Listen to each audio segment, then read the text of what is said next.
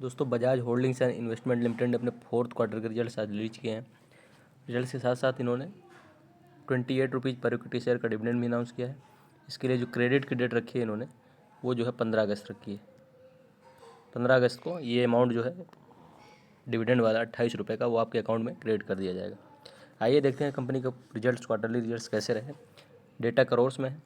अगर कंपनी की total income की बात की जाए तो प्रेजेंट क्वार्टर में 232 करोड़ की है।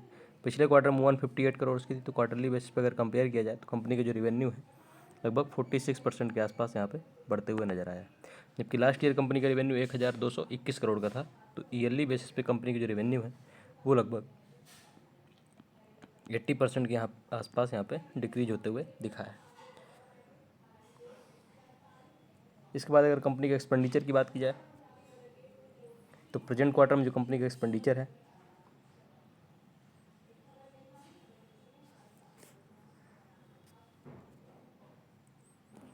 51 करोड़ का है। पिछले क्वार्टर में 40 करोड़ का था और लास्ट ईयर सेम क्वार्टर में 44 करोड़ का। तो क्वार्टरली और ईयरली दोनों बेसिस पे कंपनी के जो एक्सपेंडिचर्स हैं वो यहाँ पे इंक्रीज होते हुए दिख रहे हैं।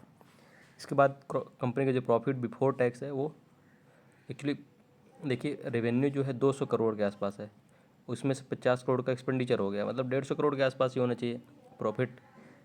बट यहाँ पे एक्स्ट्रा प्रॉफिट हो रहा है। वो देखिए यहाँ पे लिखा हुआ है share of the profits of associates. जो इनकी एसोसिएट्स कंपनी है उनका जो प्रॉफिट है, क्योंकि ये होल्डिंग कंपनी है, ये अपना जो बजाज ग्रुप है उसकी जो बहुत सारी कंपनीज है उसमें अपना शेयर होल्ड करते हैं या अपना इनका स्टेक है, उससे जो रेवेन्यू जनरेट होता है वही इनका मेन रेवेन्यू जनरेशन होता है। और तो उससे जो share of profit of associates देखिए इन्होंने प्रेजेंट क्वार्टर में 1607 करोड़ का जनरेट किया है। पिछले क्वार्टर में 1662 करोड़ का था और लास्ट ईयर सेम क्वार्टर में 1550 करोड़ का था। तो इसको अगर ऐड कर दिया जाए तभी टोटल ओवरऑल जो कंपनी का प्रॉफिट है वो यहाँ पे दिखेगा। तो प्रेजेंट क्वार्टर में 1790 करोड़ का कंपनी ने प्रॉफिट जनरेट किया है, प्रॉफिट बिफोर टैक्स। पिछले क्वार्टर में 1781 करोड़ का जनरेट किया था और लास्ट ईयर सेम क्वार्टर में कंपनी का जो प्रॉफिट बिफोर टैक्स था वो था 2731 करोड़ का। तो क्वार्टरली बेसिस पे तो कंपेरेबल है, मतलब लगभग बराबर ही समझिए। बट ईयरली बेसिस पे जो कंपनी के प्रॉफिट्स हैं या प्रॉफिट बिफोर टैक्स हैं वो लगभग 35% के आसपास यहाँ पे डिक्रीज होते हुए दिखे हैं।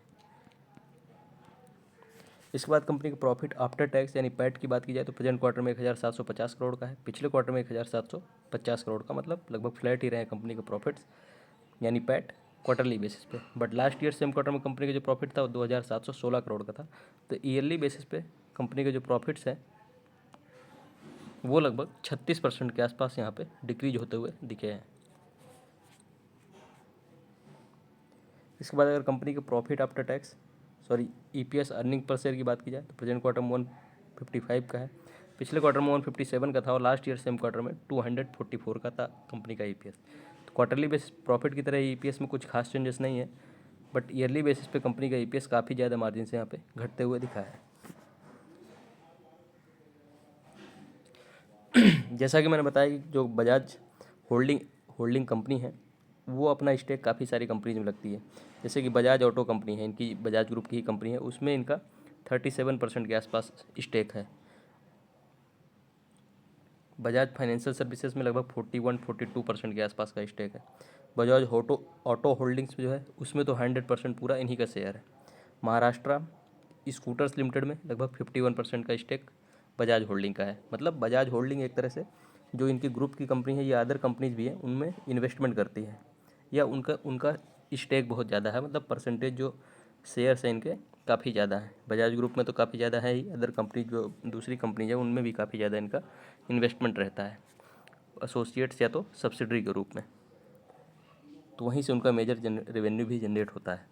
इसके बाद लास्ट में अगर कंपनी के शेयर होल्डिंग पैटर्न की बात की जाए तो प्रोमोटर्स की शेयर होल्डिंग यहाँ कोई चेंजेस नहीं, 51.46% की शेयर होल्डिंग है। एफआईज की शेयर होल्डिंग अगर देखें तो इसमें डिक्रीज देखने को मिल रहा है क्वार्टरली बेसिस पे। पिछले क्वार्टर में 10.65% की थी, अभी डिक्रीज होकर 10.56% हो गई है। डीआई की शेयर होल्डिंग देखी जाए तो यहाँ पे इंक्रीज देखने को मिल रहा है। पिछले क्वार्टर में 7.12% की शेयर होल्डिंग थी, अभी इंक्रीज होकर 7.30% की शेयर होल्डिंग हो गई है। तो कंपनी के ओवरऑल रिजल्ट्स की अगर बात की जाए तो 28 रुपीज़ पर इक्विटी शेयर का डिविडेंड अनाउंस किया, ये एक प्लस पॉइंट है कंपनी के इन्वेस्टर्स के लिए। बट जो फाइनेंसेस हैं वो थोड़ा सा वीक रहे हैं कंपनी के।